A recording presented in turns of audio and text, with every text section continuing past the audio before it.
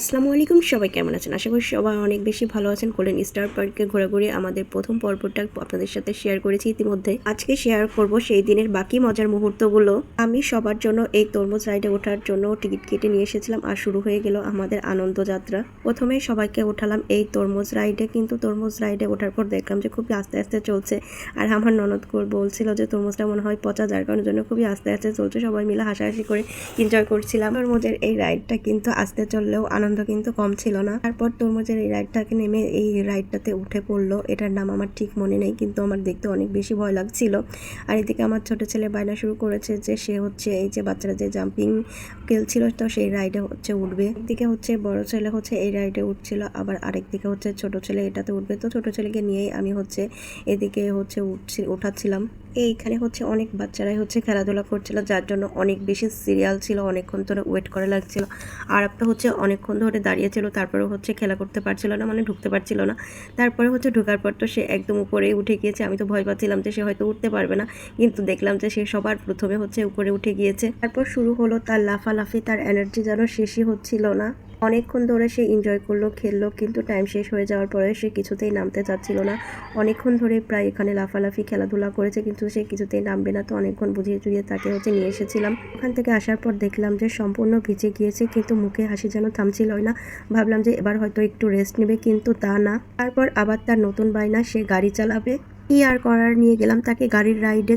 ওখানে নিয়ম ছিল 4 বার ঘোরার পরে 100 টাকা, মানে এই রাইডটার প্রাইস ছিল হচ্ছে 100 টাকা। কি আর করার, এসব তো আর হিসাব করে লাভ নেই, কারণ বাচ্চার খুশিটা হচ্ছে আসল। সে নিজে নিজেই স্টিয়ারিং ধরে খুব সুন্দরভাবে আস্তে আস্তে গাড়ি চালাতে লাগলো। আমি পাশে দাঁড়িয়ে শুধু ভাবছিলাম আর দেখছিলাম এত ছোট মানুষের কতটা কনফিডেন্স।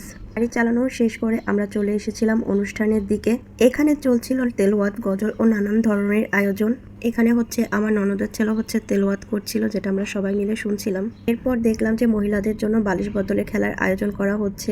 ভাবলাম যে আমিও অংশগ্রহণ করি। কিছুদিন আগে ছেলের পিকনিকে গিয়েছিলাম আর সেখানে ফার্স্ট হয়েছিলাম, কিন্তু এবার কোনো কিছু হতে পারিনি, কারণ 5 জন যখন ছিল তখন আমি পড়ে গিয়েছি, যদিও অনেক মানুষ ছিল। এদিকে ঘোরাঘুরি করতে করতে দুপুরের খাবারের সময় হয়ে গিয়েছিল, তো আমরা সবাই মিলে এদিকে খেয়ে নিয়েছিলাম। খাবারের আয়োজনে ছিল পোলাও, গরুর মাংস, রোস্ট, সালাদ, সবজি, জর্দা, মোজো, সব কিছু ছিল আর কি। খাবারটাও অনেক বেশি মজা ছিল, বিশেষ করে জর্দাটা আমার কাছে অনেক বেশি ভালো লেগেছিল।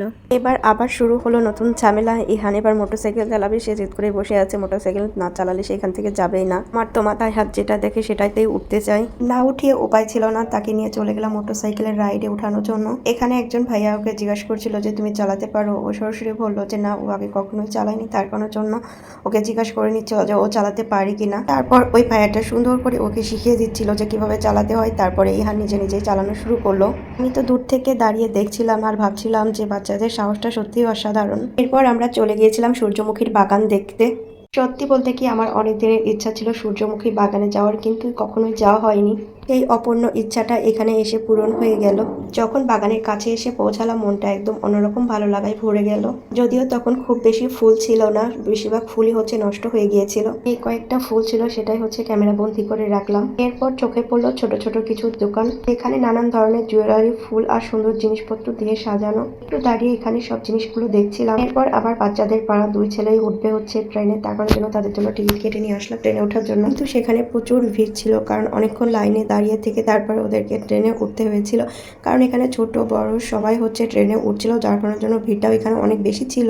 ট্রেনটা পার্কের চারিদিকে ঘুরছিল আর চারিদিকে দৃশ্যগুলো দেখছিল আর উপভোগ করছিল। আর বাচ্চাদের মুখে তখন হাসির ঝিলিক, যেটা দেখে আমার মনটা ভরে গেল। ট্রেন থেকে নামার পর আবারও চলে আসলাম মূল অনুষ্ঠানে, আর এসে দেখলাম যে এখানে গানের প্রোগ্রাম চলছে।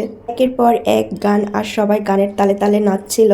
পুরো পরিবেশটা তখন আনন্দে ভরে গিয়েছে। সবাই যেন নিজের মতো করে আনন্দটা উপভোগ করছে। এভাবে গান আর আনন্দ দেখতে দেখতে কখন যে সন্ধ্যা হয়ে গেল বুঝতেই পারিনি। তখন মনে হলো যে রাতের সৌন্দর্যটা একটু উপভোগ করে আসি, তার জন্য চলে আসলাম পার্কে ঘুরতে। আর সত্যি বলতে কি, রাতের বেলায় এই জায়গাটা আরো বেশি সুন্দর। চারিদিকে ঝলমলে লাইটিং আর ফুলের সৌন্দর্য, সব মিলিয়ে যেন এক স্বপ্নের মতো পরিবেশ। সত্যি বলতে কি, দিনের তুলনায় রাতের সৌন্দর্যটা আমার কাছে অনেক বেশি ভালো লেগেছে। এর মাঝে আমরা চলে গিয়েছিলাম একটু চা খেতে। দিনের সারাদিনের ক্লান্তির পরে একটু চা খেতে বেশ ভালোই লাগছিল। এরপর ধীরে ধীরে দিনের সব ক্লান্তি আর আনন্দ মিলেমিশে যাচ্ছিল একসাথে। এরপর আমরা রুমে ফিরে এলাম। সারাদিন অনেক ঘোরাঘুরি আর অনেক হাঁটাহাঁটি করার পর শরীরটা একদম ক্লান্ত হয়ে গিয়েছিল। এরপর কিছুক্ষণ একটু রেস্ট নিলাম, ফ্রেশ হলাম, তারপর চুপচাপ বসেছিলাম। এরপর চলে আসলো বিদায়ের পালা। মনটা একটু খারাপ লাগছিল যে একটা দিন শেষ হয়ে গেল।